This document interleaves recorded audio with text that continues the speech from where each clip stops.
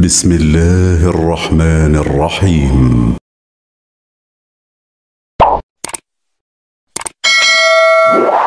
Di pertemuan-pertemuan lalu bahwa insya Allah dalam suasana ini kita akan mencoba terus menyambungkan ta'lim kita via live streaming atau secara online. Bersamaan dengan itu kita tidak meninggalkan kebiasaan-kebiasaan kita untuk membuka ta'lim kita dengan mendoakan pada hal-hal yang bisa melahirkan kebaikan dalam kehidupan kita. Tentunya kita akan buka ta'lim kita di malam hari ini dengan bermohon kepada Allah Subhanahu wa taala. Yang pertama, semoga Allah berkenan mengangkat wabah COVID-19 atau virus corona di sekitaran kita di Indonesia dan di dunia pada umumnya, dan menjadikan musibah ini melahirkan hikmah yang mendekatkan kita dengan Allah Subhanahu wa taala. Juga kita mengajak saudara-saudari kita untuk bersinergi dalam rangka mencoba menangani virus COVID-19 ini, sehingga dengan sinergi kita semua insya Allah segala yang sulit akan menjadi ringan dan dipermudah oleh Allah Subhanahu wa taala. Kita bermohon pada Allah mudah-mudahan kajian di malam hari ini diberikan kemudahan bagi kita untuk membahas, memahami dan mengamalkan isi kandungannya.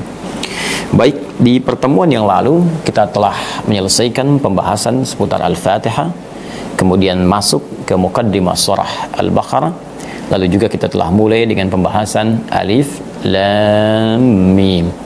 Ya, kita akan masuk pada saat ini di ayat yang kedua, Dzalikal kitabu la raiba fi hudal lil muttaqin. Sebelum kita masuk pada ayat yang kedua, saya ingin menegaskan kembali bahwa surah Al-Baqarah termasuk surah yang sangat istimewa dan diistimewakan oleh Nabi SAW dengan keutamaan-keutamaan yang telah kita uraikan di pertemuan-pertemuan yang lalu.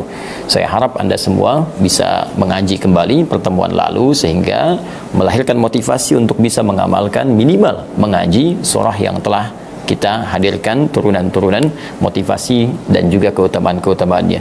Di antaranya surah ini bisa memberikan perlindungan dari Allah Subhanahu wa taala dari godaan-godaan setan yang kalau dibacakan, kata Nabi SAW dalam hadis-hadis yang telah kita bacakan, baik riwayat At-Tirmidzi, riwayat Muslim, Ibnu Majah, An-Nasa'i, bahwa setidaknya dia bisa mengusir setan selama 3 hari bila kita rutin membacakannya dalam rumah kita. Kemudian selanjutnya Al-Baqarah merupakan surah terpanjang di dalam Al-Quran, ya, urutan kedua di dalam Mushaf, yang juga 286 ayat di surah ini itu setidaknya mengambil 2 juz setengah atau 2 juz lebih dari 30 juz Al-Quran yang menghimpun dan tertuliskan di dalam mushaf. Saudara-saudariku, dibuka dengan Alif Lam Mim. Telah kita tuntaskan pembahasan ini bahwa para ulama melahirkan keragaman makna dalam memaknai Alif Lam Mim. Ada yang mengatakan itu bagian dari nama surah ini, ada yang mengatakan itu singkatan dari A-nya menunjuk kepada Allah, Lamnya menunjuk kepada Jibril, Mimnya menunjuk kepada Muhammad SAW, ingin menunjukkan pesan bahwa Al-Quran bersumber wahyunya dari firman Allah, diturunkan melalui malaikat Jibril kepada Muhammad SAW. Ada tafsir-tafsir lain juga yang menyebutkan dengan hal-hal yang beragam, tapi saya sampaikan bahwa di antara sekian banyak itu yang paling mendekati adalah 2 hal. Yang pertama, Allah membuka dengan Alif Lam Mim, memberikan pesan kepada umat Nabi khususnya pada masa itu, umumnya melewati setiap masa sampai dengan kini dan yang akan datang, bahwa Al-Quran diturunkan oleh Allah Subhanahu wa taala tersusun dengan ayat-ayat, kalimat-kalimat menggunakan bahasa Arab seperti orang-orang Arab biasa menyusun syair-syair mereka, menyusun kasidah-kasidah mereka. Namun penting kemudian saya berikan penegasan bahwa situasi saat surah Al-Baqarah ini diturunkan, ya, bahkan Al-Quran sebelumnya diturunkan, sebelum masuk ke surah Al-Baqarah, dari mulai fatrah juz amma di fatrah Makkah, kemudian juga masuk fatrah Madinah, ya, atau masa-masa Madinah, banyak di kalangan orang-orang kafir Quraisy pada masa itu atau pada umumnya kelompok-kelompok yang lain bukan sekedar meragukan kepada isi Al-Quran, bahkan juga menuduh Nabi Muhammad SAW itu merekayasa Al-Quran. Saya pernah sampaikan di sering banyak pertemuan bahwa jika ada disebutkan atau diisyaratkan dalam Al-Quran sebuah informasi yang tidak menunjukkan spesifik kapan kejadiannya, siapa orangnya, maka kejadian dimaksud boleh jadi akan terjadi lagi di masa depan dengan tokoh yang berbeda di situasi yang tidak sama. Artinya apa? Orang-orang yang pernah menuduh Nabi Muhammad SAW bahwa Quran ini rekayasa Nabi, Quran ini buatan Muhammad SAW, himpunan kisah-kisah, hanya karya manusia saja, produk budaya, bukan hanya disoal oleh orang-orang di masa Nabi, tapi juga akan muncul kembali oleh orang-orang di masa depan yang mungkin akan menyoal otentisitas Al-Quran, validitas Al-Quran, bahkan menuduh Al-Quran dan rekayasa Nabi Muhammad SAW. Jika terjadi di zaman ini, maka bisa kita katakan orang-orang ini sangat tertinggal, karena 15 abad yang lalu telah ada orang-orang seperti mereka dan dibentahkan dengan hanya satu kalimat dalam Al-Quran yang nanti kita akan uraikan. Nah, jika kita katakan dalam bahasa Arab, orang yang ragu saja, maka istilahnya disebut dengan syak namanya. Syakkun. Jadi itu adalah batas tengah antara ragu dan yakin. Ya, 50% 50% syak. Di poinnya. Ya, syakkun. Ragu. Tapi jika keraguan ini disertai dengan tuduhan, jadi ya, bahkan disertai dengan bukan sekedar tuduhan, tapi juga hujatan yang tanpa bukti, ya, tanpa bukti. Jadi kalau kita sebutkan dalam bahasa Arab itu tuhmah, ya, tuhmah bila hujjah. Jadi sudah ragu, menuduh pula. Sudah menuduh, menghujat pula. Tapi dia tak punya bukti. Dia tak punya argumentasi, dia tak punya bukti, dia menuduh. Maka berubah kalimatnya dari syakkun menjadi raibun. Ya, jadi kalau kita turunkan kalimatnya berubah dari syak menjadi raib. Jadi kalau syakkun itu hanya ragu saja, antara yakin ya dengan kurang yakin, tengah-tengahnya ada ragu, itu syak namanya. Ya, ana asyukku hal ustadz ya'ti amla ilal masjid. Saya ini ragu, ustadznya datang nggak ke masjid. Tapi ada yakinnya datang, ada juga enggaknya. Nah, itu syak namanya. Tapi kalau sudah kita katakan raib, ya, raib itu artinya ragu, bahkan menuduh pula dan menghujat pula di situ walaupun buktinya belum valid. Maka kita katakan raib. Nah, dulu orang-orang kafir, ya, Quraisy pada masa itu dan bahkan lingkungan sekitar Nabi Muhammad SAW, yaitu banyak yang menyoal Nabi saat diturunkan Al-Quran. Bahkan mereka bukan sekedar meragukan, sampai tadi menuduh Nabi ya sebagai syair, menuduh Nabi sebagai sahir, tukang sihir, kemudian juga pujangga, tukang rekayasa, tukang bikin macam-macam. Bahkan hujatan banyak disampaikan kepada Nabi terkait dengan turunnya Al-Quran tanpa bukti-bukti yang otentik. Maka apa yang terjadi?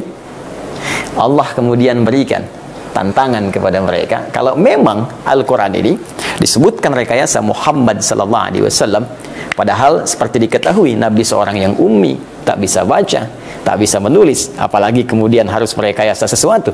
Ya, maka ditantang oleh Allah Subhanahu wa taala, Alif Lam Mim. Ya, Quran diturunkan, ayat-ayatnya, kalimat-kalimatnya dari huruf-huruf yang biasa kalian gunakan untuk membuat syair. Bukankah semua huruf itu kalian gunakan di hijaiyah yang pernah kita bahas di pertemuan sebelumnya? 29 huruf yang diucapkan.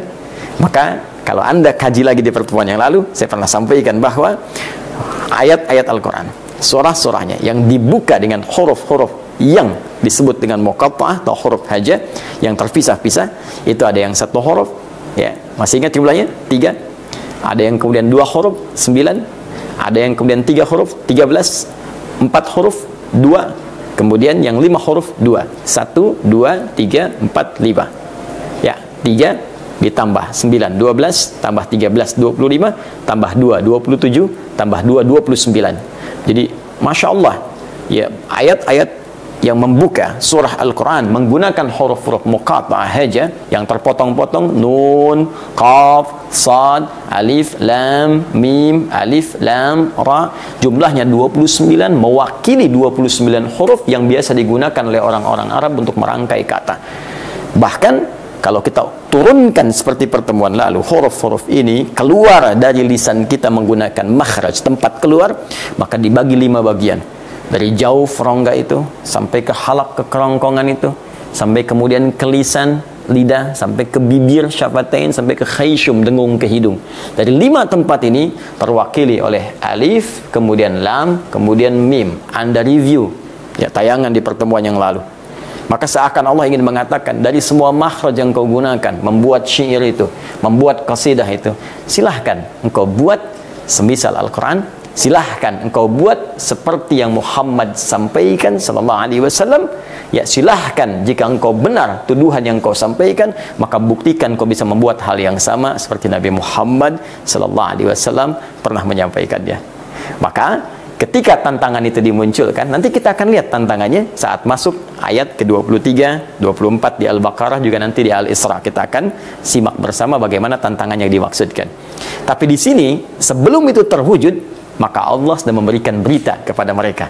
Ya, sama dengan beginilah kalau kita ingin ilustrasikan, kita akan menghadapi misalnya, dari satu kejuaraan olahraga tinju misal. Ada yang terkenal Mike Tyson.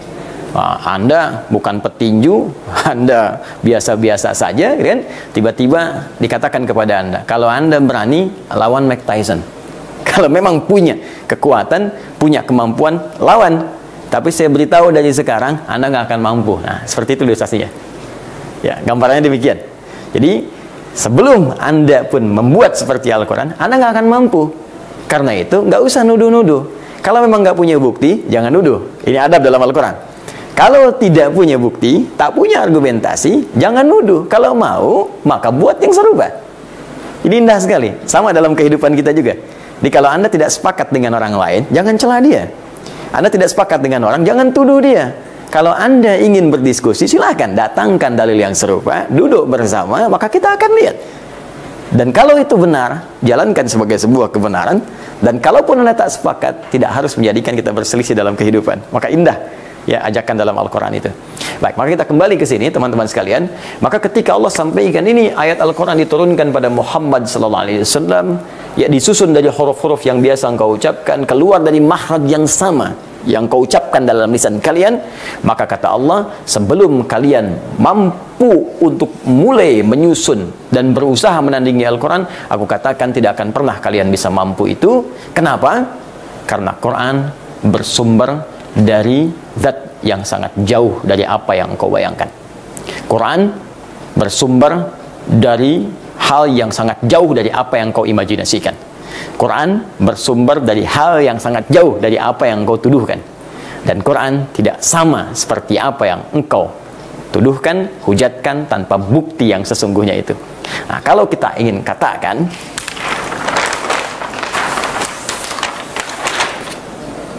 Quran ini, ya, ini bahasa Arabnya hadza. Hadza. Seperti ini. Ya, hadza, ini. Oke? Baik. Kalau kita ingin menunjukkan sesuatu yang jauh, maka di bahasa Arab itu ada satu huruf menunjuk sesuatu yang jauh. Lam hurufnya.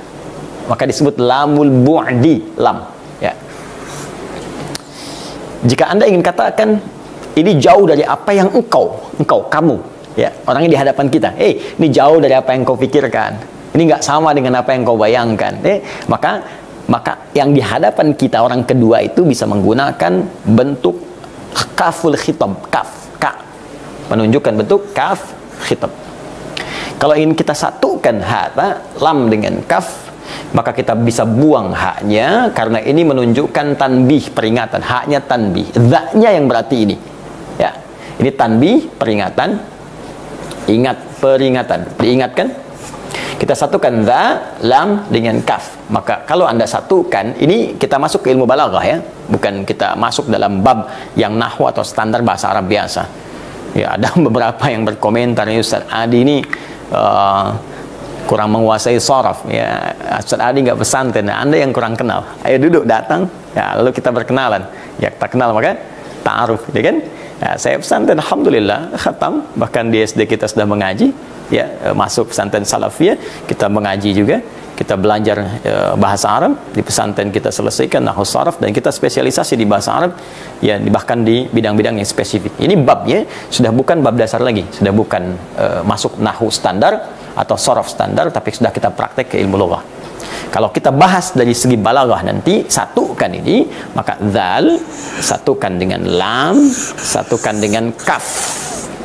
Maka yang alif ini kita badal, gantikan dengan harakat tegak di atas, jadi dza seperti ini.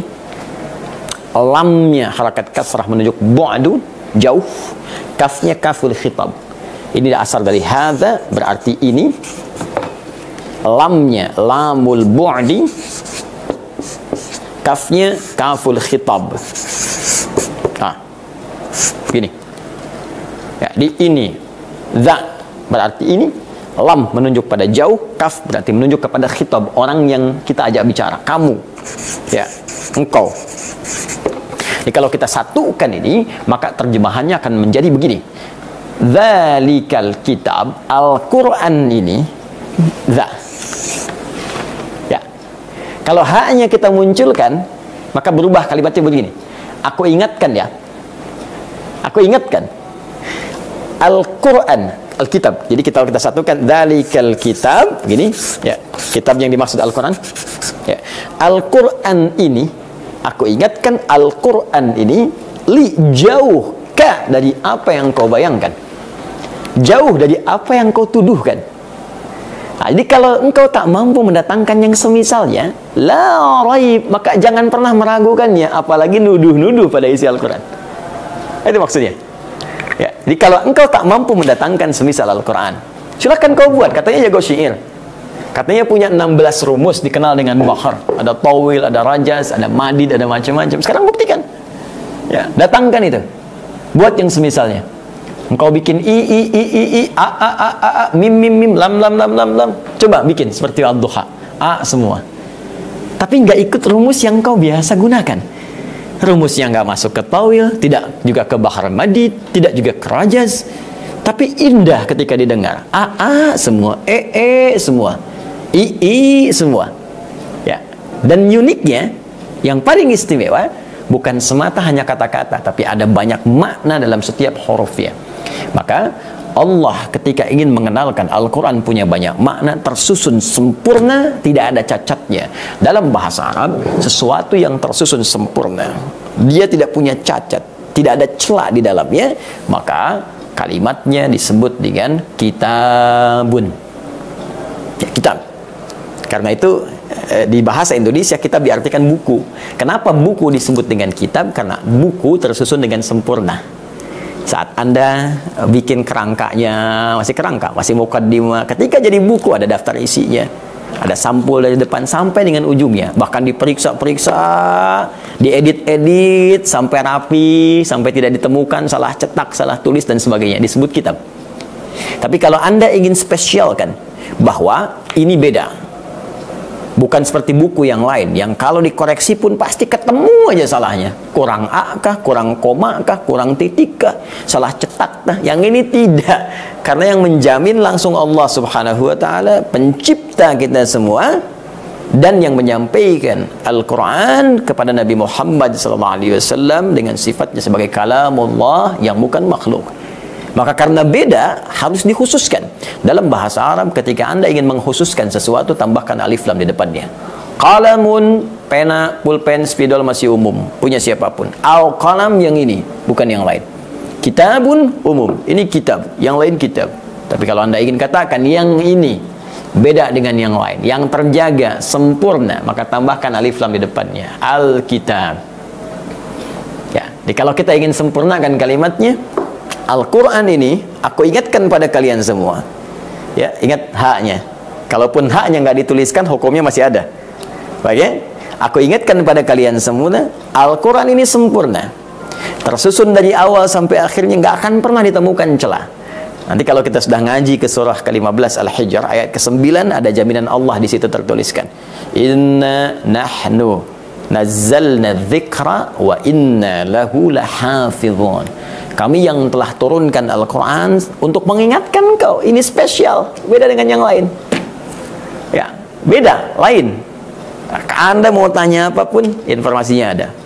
Ya, bahkan nanti kalau kita ada waktu luang lebih, ingin belajar tentang wabah, ya, penanganan, sebab ini, ada informasinya. Bahkan nanti detailnya ada di hadis-hadis Nabi Sallallahu Alaihi Wasallam. Itu aspek yang lain.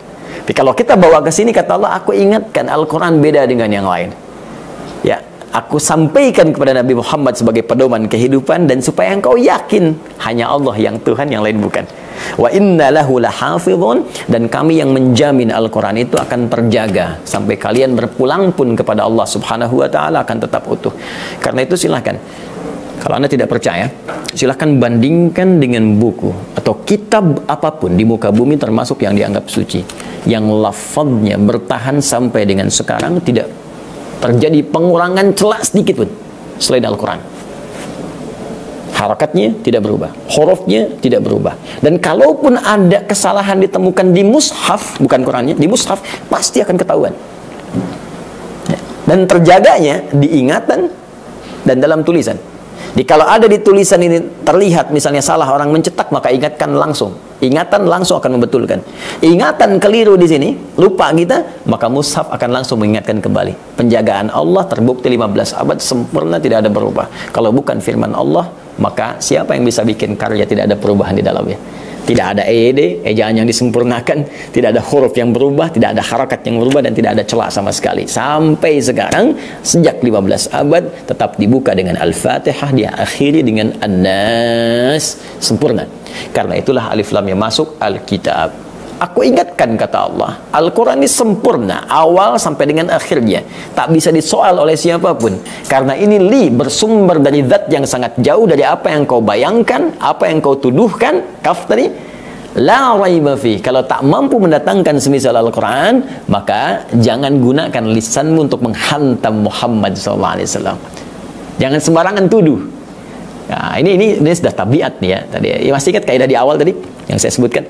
Jadi kalau ada disebutkan sebuah informasi kejadian di masa lalu, tak disebutkan orangnya, kapan kejadiannya, maka potensi kejadian itu akan berulang di masa datang dengan tokoh yang dan keadaan yang berbeda. Nah, jadi ada juga informasi sekilas disampaikan di ayat ini. Ada orang-orang yang memang tipikalnya kalau nggak bisa berargumen, dia menyerang. Akan ada, nanti kita akan lihat setelah ayat-ayat ini kita ulas, kita akan temukan. Dia ada tipikal orang yang kalau nggak bisa diajak diskusi atau tak punya argumentasi, cenderung menyerang dia untuk mempertahankan kesalahannya. Ya, jadi menyerang itu motifnya memang untuk menunjukkan dia salah gitu. Karena tak bisa mengoreksi dirinya, ya, tak punya kemampuan untuk mengoreksi diri, tak punya kemampuan untuk menerima kebenaran, maka hal yang dilakukan adalah menyerang. Nah, ini ya. Ini konsep yang ditempatkan pada tempat yang salah.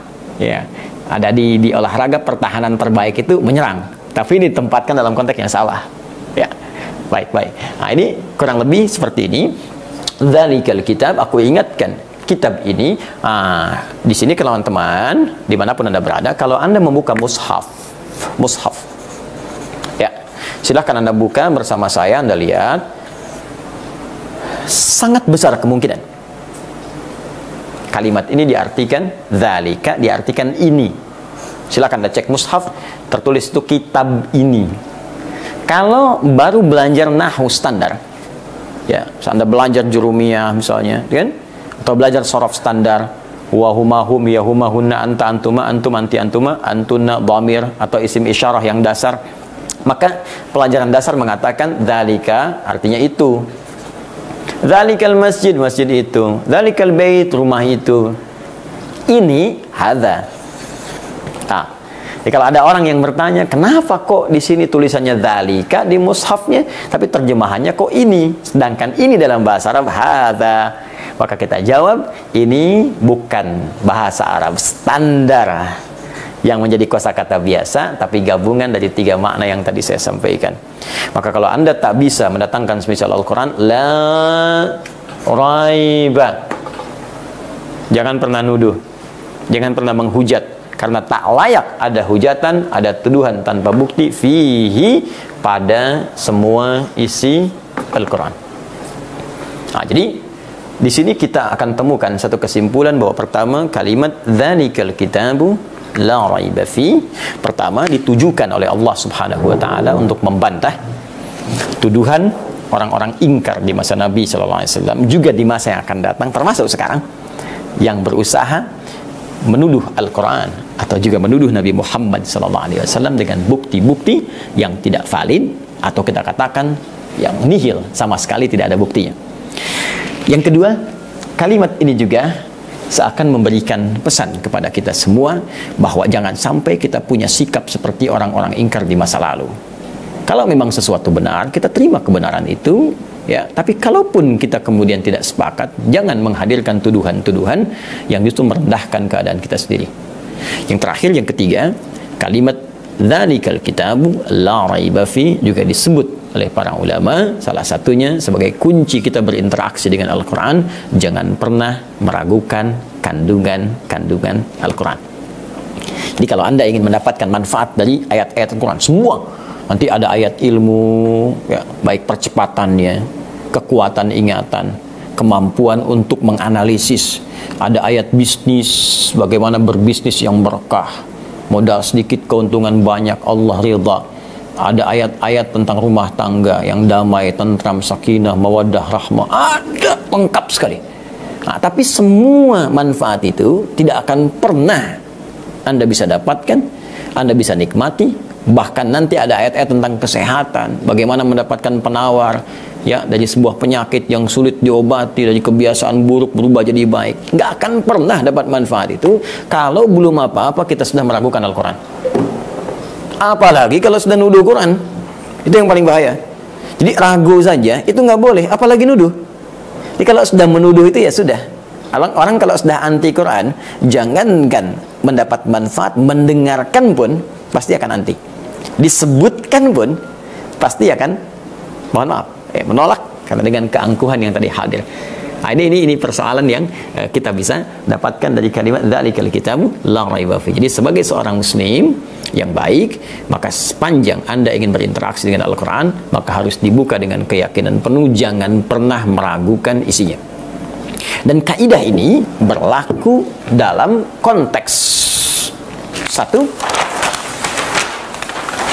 membaca, awas, baca disebut dengan qiraah. Nah, kalau Anda mau baca, jangan ragu, ayo mulai baca. Jangan hukumi diri Anda sebelum baca. Oh, saya ini sudah 50 tahun dan 60 tahun, kayaknya telat. Tidak, jangan ragu, baca aja. Karena itu dibuka dengan alif lam mim. Ada keterangan yang tidak populer, tapi sangat bagus. Ya, kenapa dibuka dengan alif lam mim? Ya, salah satunya ingin menunjukkan pesan bahwa Al-Quran ini akan mudah dan bisa dibaca oleh siapapun, karena semua huruf dalam Al-Quran itu adalah huruf-huruf yang bisa diucapkan dari semua makhraj, tempat keluarnya huruf yang ada dalam tubuh kita. Jadi sepanjang kita bisa bicara, pasti bisa ngaji, kecuali orang-orang ragu. Jadi kalau Anda mau ngaji, ngaji, semangat, bismillah. Jangan karena satu dua hal jadi ragu, tidak. Ya, sampai kita lancar.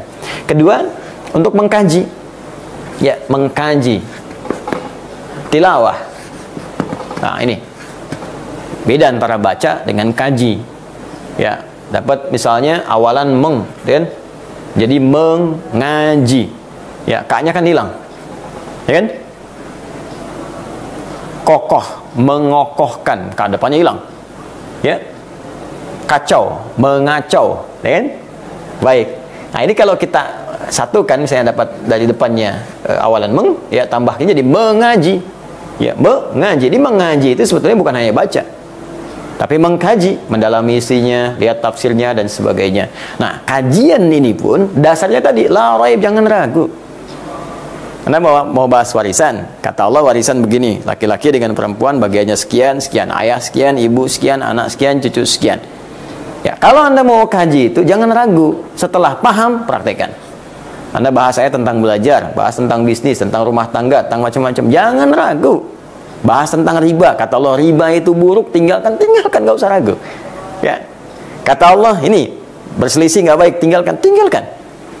Korupsi nggak bagus, tinggalkan. Mencuri nggak boleh, tinggalkan. Selesai, jangan ragu, praktekkan. Nah, dan ada satu hal yang penting, yang sekarang banyak orang bisa mengharapkannya, bahkan semangatnya, animonya luar biasa. Itu bagian ketiga, untuk menghafal, tahfil. Hafal. Ya, untuk tahfil. Maka berlaku juga kaidah tadi. La raib, jangan ragu. Ya, bahkan dibuka nanti di ayat hafalan itu disebutkan 4 kali. Ya, di satu surah 54 masih ingat ayat 17, 22, 32, 40. Dibuka dengan lam dan qad. Lamnya taukid, qadnya tahqiq. Ya, meyakinkan, memastikan. Jangan pernah ragu. Ya, harus yakin pada diri kita, katakan ya bahwa kita mampu menghafal Quran. Karena kadang-kadang orang, saya pengen menghafal, begitu lihat mushaf, ya Allah Ustaz tebal juga. Kalau saya udah faktor U nih, kayaknya tidak ada batas-batas menghafal Al-Quran. Anda mau menghafal, silakan. Anak kecil bisa, yang tak melihat bisa, yang melihat bisa. Jadi kalau anak kecil aja bisa, yang 4 tahun, 5 tahun, apalagi Anda yang pernah kecil. Ya, mungkin yang sudah 40 tahun, 50 tahun, ini bisa. Nah, kalau kita dasarnya tidak pernah ragu, maka Quran akan menjadi pedoman hidup yang menyenangkan bagi kita semua. Maka teruskan ayatnya, hudal lil muttaqin. Maka Quran akan menjadi hudan. Ya. Hudan. Salah satu bentuk jamak dari kata hidayah. Ya, hidayah. Ya. Hidayah itu bisa berarti pedoman yang memudahkan. Ya, jadi kalau dapat pedoman, sering disebut orang dengan petunjuk. Ya, petunjuk itu kan hal yang menunjukkan kita sehingga membuat aktivitas kita mudah. Tolong tunjukkan pada saya di mana jalan ke Masjid Al-Ihsan. Ditunjukkan, mudah akses. Tolong tunjukkan pada saya bagaimana cara membaca kalimat ini. Ditunjukkan, mudah. Maka hidayah salah satunya bisa diartikan pedoman atau petunjuk yang memudahkan kita untuk mengerjakan sesuatu. Nah, bisa berarti pula ini hidayah adalah jalan menuju kesuksesan. Bisa berarti pula solusi dari persoalan yang dihadapi. Bisa berarti pula jalan menuju kebahagiaan. Ya. Jadi kalau hidayah bisa berarti pedoman, petunjuk yang mudah, jalan menuju kesuksesan, solusi dari persoalan, hal yang melahirkan kebahagiaan. Ada lagi, hidayah itu bisa berarti kenikmatan untuk menunaikan ibadah. Ya, tambahan iman untuk menikmati ya ibadah yang ditunaikan. Jadi kalau ada orang beriman itu dapat hidayah, salah satunya dia akan nikmat mengerjakan ibadah. Ya, sholat dari wajib tambah sunnah, puasa tambah sunnah, baca Quran enak. Ini kenikmatan untuk beribadah. Nanti kita akan lihat turunan ayatnya. Nah, kalau Anda satukan 1, 2, 3, 4, 5. Anda ingin satukan semuanya ini, gabungkan. Bukankah kalau menggabungkan semua ini jadi banyak? Bukankah kalau banyak sifatnya jamak, plural? Kan? Maka kita jamakkan bentuknya dari hidayah menjadi hudan. Ya. Jadi kalau saya ingin dapat hidayah di kemudahan, ya ambil. Saya ingin dapat hidayah di kesuksesan, ambil. Saya ingin dapat hidayah di misalnya solusi dari masalah rumah tangga, pekerjaan, kehidupan sosial, ya silakan ambil. Tapi kalau Anda inginkan semuanya, saya ingin ibadah nikmat, nggak punya masalah, ya saya pengennya setiap pekerjaan mudah, saya pengen hidup bahagia, gabungkan semua, maka hudan. Kata Allah, isi Quran itu kalau Anda pelajari ini kan baru mukaddimah, baru pembuka. Kalau Anda mau pelajari setelah ayat-ayat ini sampai akhirnya, maka di dalam Al-Quran ini ada petunjuk yang memudahkan kehidupan, ada solusi dari semua persoalan, ada jalan menuju kesuksesan, ada jalan kebahagiaan, dan ada kenikmatan ibadah kalau kita mau mengamalkannya. Tapi apakah semua orang Islam bisa mendapatkan itu semua? Tidak. Allah berikan kualifikasi khusus bahkan pada orang Islam yang ingin mendapatkan ini semua. Yang telah beriman, mereka mesti bertransformasi diri dari sekedar muslim saja yang mengatakan dengan syahadatnya, upgrade dirinya menjadi orang yang lebih baik, masuk pada kriteria takwa. Satu orang disebut dengan taqi, banyak orang disebut dengan muttaqin. Jadi kalau Anda ingin mendapatkan semua manfaat ini, kata Allah, upgrade diri Anda menjadi orang yang takwa, upgrade diri Anda menjadi kalangan muttaqin, tingkatkan diri Anda menjadi bagian dari orang-orang yang takwa. Maka informasinya ditutup dengan kalimat akhir, hudal lil muttaqin. Nah, sekarang tawarannya kembali kepada Anda. Mau nggak bahagia? Ini. Ya, silakan Anda sukses di kantor tapi nggak bahagia, kan nggak enak. Ya, mau nggak mudah pekerjaan? Mau nggak dapat kesuksesan? Mau nggak semua masalah selesai? Mau nggak enak ibadah? Pasti semua mau. Tapi diantara yang mau itu, siapa yang punya tekad? Di antara yang punya tekad, siapa yang berniat sungguh-sungguh, serius?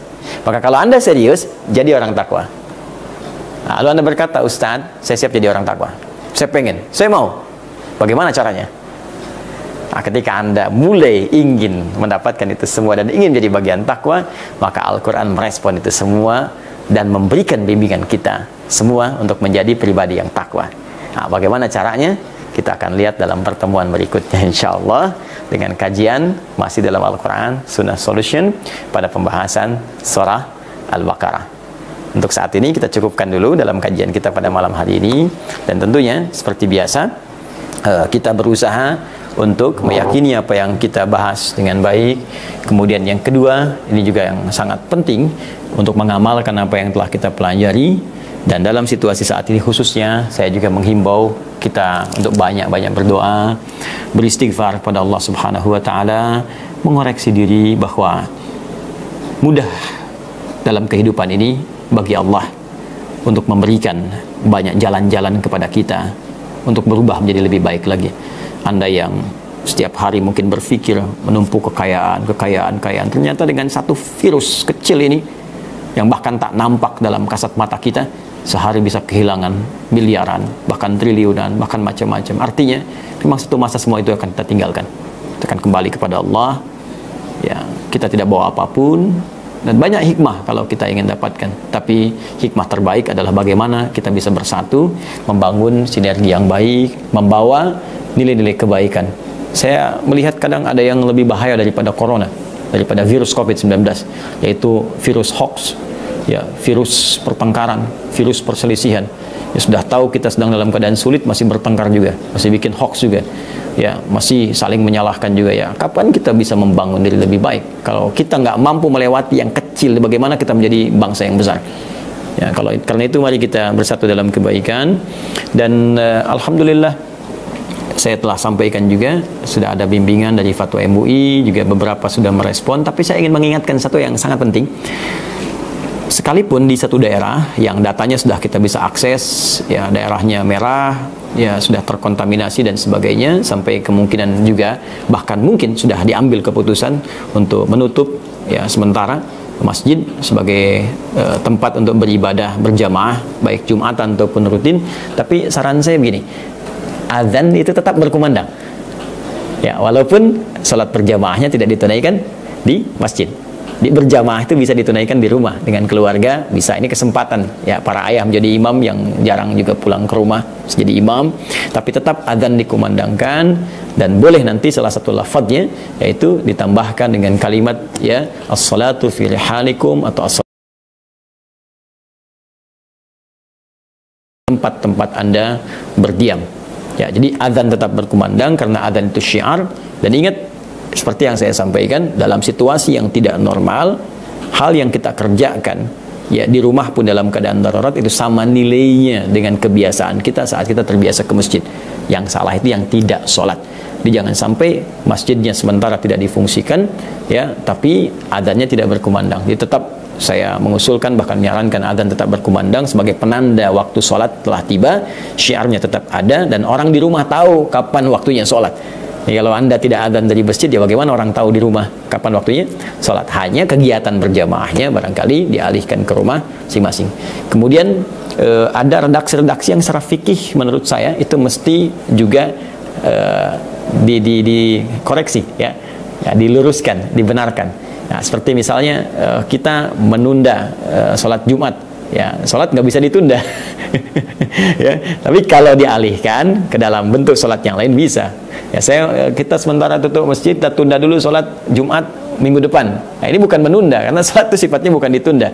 Kalau Jumatan nggak dikerjakan, artinya Jumatnya nggak dikerjakan, ganti dengan zuhur. Jadi kita bisa katakan untuk Jumat ini misalnya di satu kota tertentu, ya, dialihkan dulu ibadahnya ke zuhur, masjidnya tidak difungsikan. Nanti insya Allah beberapa pekan ke depan kita akan hadirkan kembali dan kita dukung.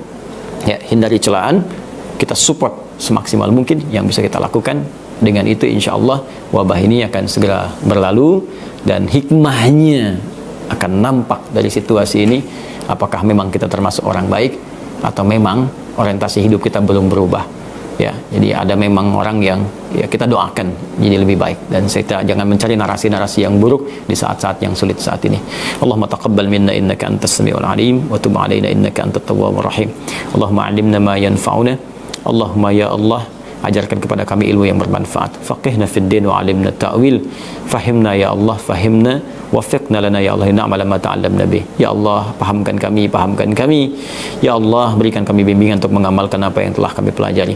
Allahumma wahid sufufana wa janibna minat tafraqah. Ya Allah, satukan diri kami untuk bersatu dalam kebaikan, jauhkan dari perpecahan. Allahumma ya syafi la shifaa illa bi syifaika. Ya Allah, shfi mardana, mardal muslimin wal muslimat, mu'minin mu'minat fi kulli makan ya arhamar rahimin. Ya Allah, yang maha penyembuh dari segala penyakit yang muncul di bumi dan dimanapun. Ya Allah, anugerahkan kesembuhan, berikan penawar bagi setiap yang sakit di antara kami ya Rabbal Alamin. Khususnya hilangkan ya Allah, angkat segera wabah virus COVID-19 atau corona yang menjangkiti kami pada saat ini. Allahumma rzuqnal hikam. Ya Allah, berikan kami hikmah terbaik, ma yuqarribuna ila ridhak, yang bisa mendekatkan kami dengan ridhamu ya Rabbal Alamin. Allahumma rabbana atina fid dunya hasanah وفي الآخرة حسنة وقنا عذاب النار بفضلك سبحان ربك رب العزة عما يصفون وسلام على المرسلين سبحانك اللهم وبحمدك أشهد أن لا إله إلا أنت أستغفرك وأتوب إليك والحمد لله رب العالمين. السلام عليكم ورحمة الله وبركاته.